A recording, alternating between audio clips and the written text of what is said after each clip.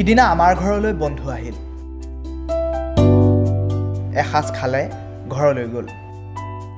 বন্ধু আহিছিল বাবে পিতাই পথাৰলৈ যোৱা নাছিল। যদিও বা পথাৰলৈ নগ'লে আমাৰ পেট নভৰে। পিতাই মাটিৰ কথা জানে, মাটিৰ কথা বুজে, নদী হ'ব নোখোজে, আকাশ কিনাৰ হাবিয়াসো নকৰে। বন্ধু আহিল গ'ল। মাজনিশা বন্ধুৰ প্ৰেয়সীক বন্ধুৰ মনে বিচৰা কথাৰ মাজত আমাৰ কথা। মোৰ পিতাই হেনো কথা ক'ব নাজানে। গাঁৱলীয়া, গঞা দুখীয়া, গাত বোকা মাটিৰ গোন্ধ।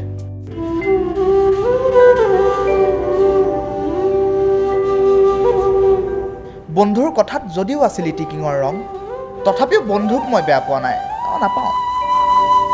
মোৰ পিতাই মোক মানুহ হ'বলৈ শিকাইছিল, গাঁৱৰ মানুহ হ'বলৈ শিকাইছিল। আনৰ দুখত কান্দিবলৈ জানিছিল। গাঁৱৰ দুখ বুজো বাবেই মই অথবা মোৰ পিতাই গাঁৱলীয়া।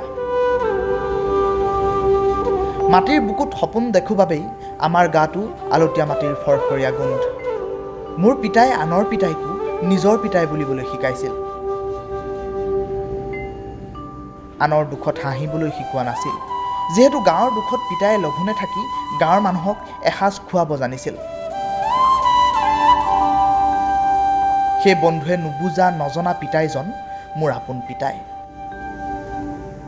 ধান নৰা সৰিয়হৰ গোন্ধত তেওঁৰ গা গোন্ধায়, আৰু সেই সুবাসতে আমাৰ সপোনে ভোগালীৰ চৰাই উৰায়।